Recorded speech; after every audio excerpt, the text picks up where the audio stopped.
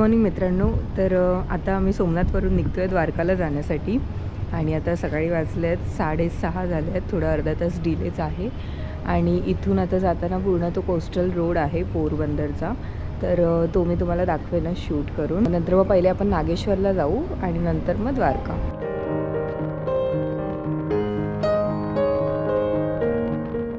मित्रांनो, सूर्योदय होण्याआधी निघून मस्त पोरबंदर रोडचा व्ह्यू एन्जॉय करायचा असा आमचा प्लॅन होता, पण तो फसला कारण उन्हाळ्याचे दिवस असल्याने लवकर उजाडलं होतं आणि आम्ही निघालो होतो 6:30-7ला.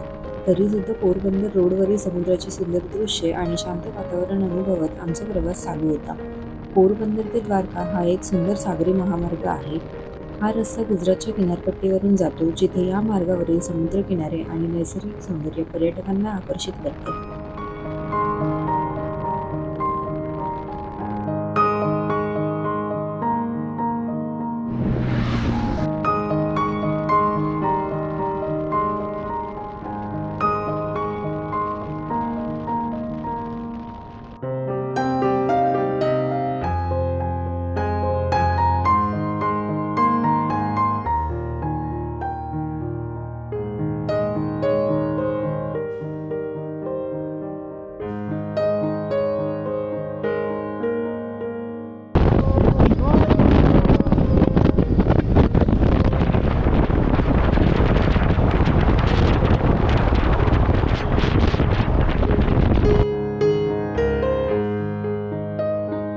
गोपी तलाव द्वारकेतील एक पवित्र ठिकाण आहे. या तलावाचा संबंध भगवान कृष्णाच्या अनेक कथांशी आहे. गोपी तलावातील मातीचे रूपांतर होऊन ते पिवळ्या रंगाचे चंदन तयार झाले आहे, ज्याला गोपीचंदन असे म्हणतात.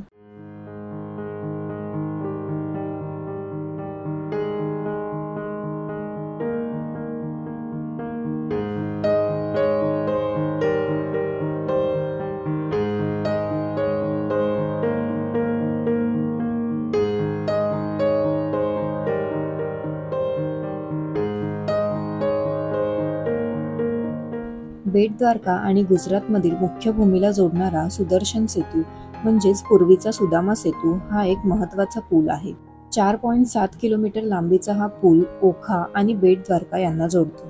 आधी बेट द्वारकाला जाण्यासाठी ओखा ते बेट द्वारका असा बोटीने प्रवास करावा लागत असे, पण गेल्या वर्षीच फेब्रुवारी 2024 पासून सुदर्शन सेतूवरून आपल्याला बेट द्वारकाला जाणे सोपे झाले आहे.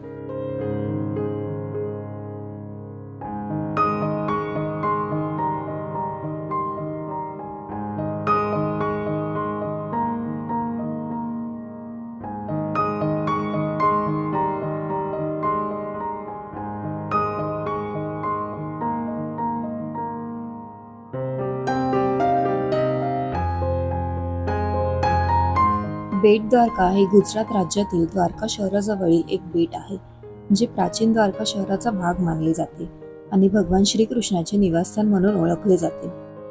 बेट द्वारका येथे सुदामा आणि कृष्णाच्या मैत्रीची कथा सांगितली जाते. सुदामा जो अत्यंत गरीब होता आणि आपल्या पत्नीच्या आग्रहावरून मदतीसाठी कृष्णाकडे आला होता.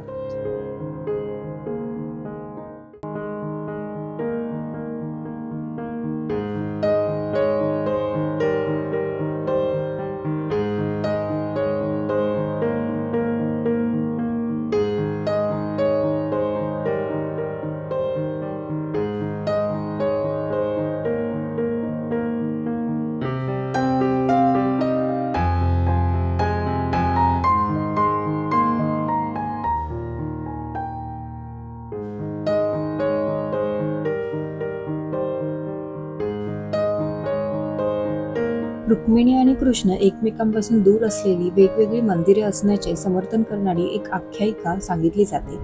असे म्हटले जाते की दुर्वासा ऋषी यांच्या विनंतीवरून कृष्ण आणि रुक्मिणी यांनी दुर्वासा ऋषींना त्यांच्या घरी जेवणासाठी घेऊन जाण्यासाठी रथ काढला. वाटेत रुक्मिणीने तहान भागवण्यासाठी पाणी मागितले, तेव्हा कृष्णाने आपल्या पायाच्या बोटाने जमिनीवर गंगाजळ ओढले. रुक्मिणीने गंगेच्या पाण्याने तिची तहान भागवली, परंतु रुक्मिणीने प्रथम पाणी पिण्यास विचारले नाही म्हणून दुर्वासा ऋषींना अपमान वाटला.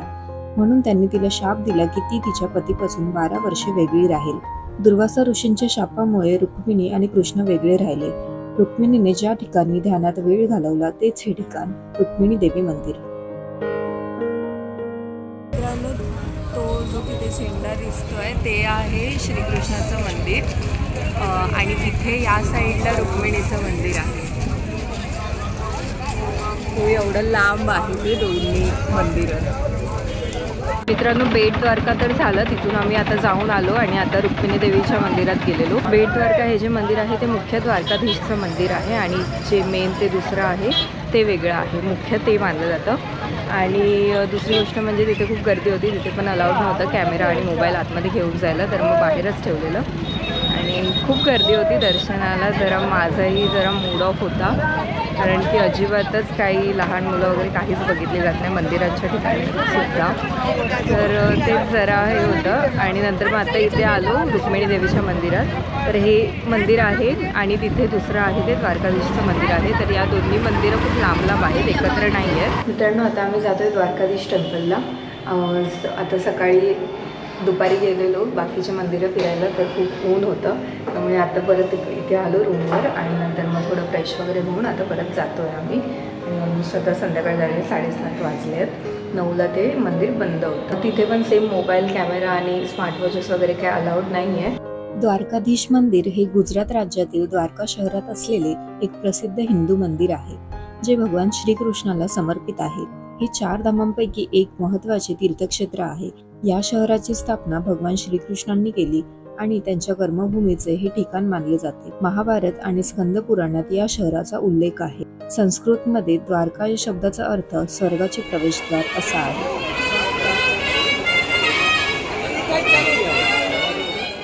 मित्रांनो, आता मी निघालो आहे इथून द्वारकावरून, म्हणजे मगाशीच निघालो आहे. आत्ता मी शूट करते. आता मी जामनगरला आहे आणि काल एकदम द्वारकाधीशचं दर्शन वगैरे मस्त झालं. गर्दी होती जरा तिथे, पण आम्ही दुसऱ्या साईडने गेलो. 56 पायरी आणि एक मेन जो गेट आहे, असे 2 रस्ते आहेत मंदिरात जाण्यासाठी. तर आम्ही मागून गेलेलो, कारण की 9ला मंदिर बंद होतं आणि आम्ही ऑलमोस्ट 7:30ला काहीतरी जात होतो दर्शन घ्यायला. तर मग मागून गेलो 56 पायरीचा जो रस्ता आहे तिथून, आणि तिथे जरा कमी गर्दी होती, त्यामुळे दर्शन पण एकदम व्यवस्थित झालं. खूप मस्त आहे मंदिर. शूट करायला वगैरे अलाउड नाही आहे, बट स्ट्रक्चर पण खूप मस्त आहे, बघण्यासारखं आहे. आणि तिथे पण सोमनाथसारखं सेम चांगल्या वाईब्स होत्या. हां, म्हणजे सोमनाथचं थोडं वेगळं आहे, तिथे मेंटेन चांगलं केलं आहे, पण इथे सुद्धा दर्शन वगैरे तुमचं छान होतं. दुसरं म्हणजे जर तुम्ही द्वारकाला जात आहे द्वारकाधीशचं दर्शन घ्यायला, तर मग तिथे रुक्मिणी देवीचं सुद्धा मंदिर आहे. त्या मंदिरात सुद्धा जायचं असतं अशी मान्यता आहे. नाहीतर मग द्वारका दर्शन हे अपूर्ण मानलं जातं आपलं. तर मग जर आपण तिकडे जातो तर रुक्मिणी देवीचं पण दर्शन घ्यायचं असतं. तर आता ही अशी ट्रीप होती आमची. सगळं असं व्यवस्थित झालं. ज्योतिर्लिंग आणि द्वारका एक धाम होतं, ते पण झालं आहे कंप्लीट. आता घरी जायला निघालो आहे आणि इथून आता आम्ही जाणार आहोत बोरसाडला आणि तिथे स्टे करायचं आहे, कारण की ऊन पण खूप आहे सध्या. आणि जी फेरीने आम्ही येताना आलेलो, जी रोरो फेरी होती आपली, तिथून मग जायला तो एक प्रॉब्लेम होत होता, कारण की जर सकाळी अर्ली मॉर्निंग निघावं लागलं असतं आणि 5ची ती फेरी असते. तर मग खूप कंटिन्यू राईड करत येणं पॉसिबल नव्हतं, कारण की जर फेरी मिस झाली तर मग सगळंच तिकीट वगैरे सगळं वेस्ट होतं. त्यामुळे मग असा डिसिजन घेतला की बाय रोडच जाऊया. म्हणून मग आता बोरसाडला स्टे करू आणि मग उद्या दुसऱ्या दिवशी पुढची राईड कंटिन्यू करून घरी जाणार. आता आम्ही इथे जेवायला थांबलो आहे. हे असं हॉटेल आहे. इथून आता जेवून मग निघूया पुढच्या प्रवासाला. मित्रांनो, अशी आपली 5 डेजची ट्रिप होती, जी तुम्ही मागच्या 3 ब्लॉग्समध्ये बघितलीच असेल. तर सर्वात पहिले आपण गेलेलो गीर जंगल सफारी करायला, त्याच्यानंतर सोमनाथ दर्शन आणि नंतर आम्ही निघालेलो द्वारकाला जायला. तर द्वारकाला जाऊन पहिले आम्ही नागेश्वर ज्योतिर्लिंगाचं दर्शन घेतलं, जे तुम्ही सोमनाथच्या ब्लॉगमध्ये पाहिलंच असेल. त्याच्यानंतर आम्ही द्वारकाला गेलो, तर सगळीकडे दर्शन अगदी व्यवस्थित झालं आणि त्याच्यानंतर आम्ही निघालो रिटर्न यायला. तर 2 दिवस आपली रिटर्न जर्नीच होती, त्यामुळे काय मी तेव्हा शूट नाही केलं आहे. तर तुम्हाला हे ब्लॉग्स कसे वाटले हे मला कमेंट करून नक्की सांगा आणि असेच ट्रॅव्हल ब्लॉग्स जर पाहायचे असेल तर चॅनलला सबस्क्राईबसुद्धा करा. तर पुन्हा भेटू अशाच एका नवीन व्हिडिओमध्ये. तोपर्यंत बाय.